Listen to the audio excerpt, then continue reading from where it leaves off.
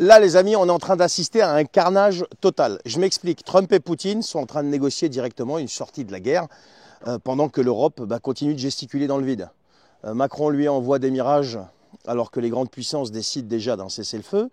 Là, on est sur un coup de grâce pour l'Union européenne qui s'était déjà bien ridiculisée avant, mais alors là, c'est même pas la peine. Alors, qu'est-ce qui s'est passé? Eh bien, Donald Trump a décroché son téléphone. A priori, Poutine a répondu, c'est ce qu'on peut voir dans les médias mainstream, je le précise, et il a répondu en 2-2, et les deux gars se sont arrangés pour une éventuelle rencontre, rien n'est sûr encore, en Arabie Saoudite. Pourquoi? Parce que là-bas, il y a du pétrole, de l'influence, et surtout, on l'aime ou on l'aime pas, il est ce qu'il est, il y a MBS, quoi, tu vois, qui est très prisé, donc Mohamed Ben Salman, un chef d'État. Et pendant ce temps, en Europe, on fait quoi? Eh bien, on fait des réunions interminables. On envoie des communiqués pour dire que la paix ne se fera pas sans l'Europe, la paix ne se fera pas sans l'Ukraine. Sauf que la réalité, c'est que tout est en train de se négocier entre les deux grands. Macron, lui, toujours fidèle à sa posture de premier de la classe, continue d'envoyer des avions de chasse à M. Zelensky. Comme si c'était lui qui décidait de la suite des événements. Vous comprenez? Oui, je fais exprès de parler doucement. Parce que c'est mou du genou chez nous. On croit toujours qu'on va changer les choses, mais en fait rien. Les Mirage 2005 sont arrivés. Les pilotes ukrainiens ont été formés en France. Et maintenant, ils vont aller s'écraser contre la réalité du terrain, les pauvres. Pendant que Trump et Poutine discutent d'un plan de paix. Où l'Ukraine, malheureusement, n'aura certainement pas son mot à dire. Et l'Europe, encore moins. Et parlons un petit peu de l'Arabie Saoudite parce que c'est hyper intéressant. C'est là-bas que Trump et Poutine pourraient éventuellement se rencontrer. Je dis pourraient éventuellement se rencontrer parce qu'il n'y a rien n'est sûr pour l'instant. Mais bon, en général, quand ils en parlent, c'est que ça va se faire. Pourquoi là-bas? Eh bien parce que c'est là-bas que se joue, si vous voulez, l'avenir du monde, un petit peu quand même. Et pas à Bruxelles. Bruxelles, elle n'a pas de pétrole, elle n'a que dalle. Là-bas, il y a tout.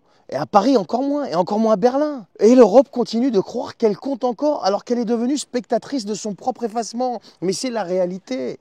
Sortez de l'Union européenne, sortez de l'espace Schengen, allez voir ce qui se passe.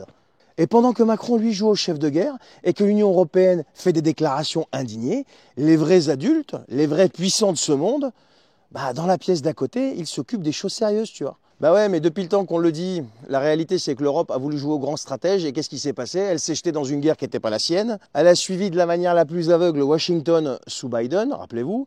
Et maintenant, elle se retrouve sur la touche. Et pire que ça, elle n'est pas que sur la touche, elle est aussi dépendante, par exemple, du GNL américain qui lui coûte une fortune. Parce qu'elle s'est brouillée avec la Russie et qu'elle n'achète plus le gaz russe, ou elle l'achète, gaz pétrole, via des moyens détournés avec un intermédiaire ou je ne sais pas combien. Donc elle le paye quand même plus cher. Non mais on a des génies. Et ça, c'est quand ils ont suivi Biden. Et ils ont exécuté à la lettre les ordres de l'administration Biden. Sauf que là, Trump est revenu, il a remis les choses en ordre et le message est clair. On va régler ça entre nous et vous vous taisez et vous suivez. Et il l'a dit, Poutine, il n'y a pas longtemps, Trump va mettre les élites européennes au pas. Rappelez-vous de ça. Et c'est exactement ce qui est en train de se passer. Et ce qui va se passer. L'Union européenne va devoir avaler la pilule et faire semblant d'avoir eu son mot à dire. Et en conclusion, cette rencontre Trump-Poutine, c'est le dernier clou dans le cercueil de la crédibilité de l'Union européenne. J'irais même jusqu'à dire, avec un peu de prudence, dans l'existence de l'Union européenne. Mais oui, vous verrez ce qui va se passer d'ici quelques mois, voire même un an, entre 1 et 2 ans, à mon avis. Là, c'est terminé. Mais oui, on a voulu jouer au dur, on a voulu faire la morale à la Russie, on a voulu montrer nos muscles qu'on n'avait pas, avec nos petites sanctions et nos livraisons d'armes. Et au final, c'est Washington et Moscou qui vont décider de l'avenir pendant que l'Europe regardera tout ça depuis la salle d'attente. C'est un naufrage absolu, les amis, c'est un naufrage absolu. On n'arrêtait pas de le répéter, moi ça me paraissait logique dès le début de la guerre. Mais les gars, cherchez la paix, arrêtez de faire les cons, cherchez la paix. Résultat des courses, qu'est-ce qui s'est passé? Regardez où est-ce qu'on en est aujourd'hui. Il n'y a pas besoin d'être un stratège, purée, mais il n'y a pas besoin d'être un stratège. Il faut juste, tu vois, faire fonctionner son cerveau. Jusqu'à quand on allait tenir comme ça, à balancer des milliards, alors qu'on ne produit rien? Alors que notre main-d'œuvre est plus chère que partout ailleurs, alors que notre taux d'imposition, nos taux de taxes sont exorbitants, et avec les sanctions débiles qu'on a prises, ça a encore flambé, ça a appauvri les peuples, et un peuple qui est appauvri, qu'est-ce qui se passe? Et je pourrais continuer comme ça longtemps et longtemps. Et regardez le résultat aujourd'hui. Vous vous rappelez, pour ceux qui me suivent depuis un petit moment, je disais au bout d'un moment, les deux grands vont s'asseoir autour d'une table, et c'est eux qui vont décider de ce qui va se passer.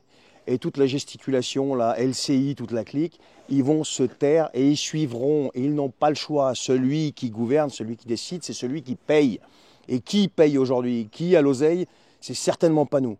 Voilà les amis, dites-moi ce que vous en pensez, partagez cette vidéo si elle vous a plu et moi je vous dis à la prochaine. Ciao.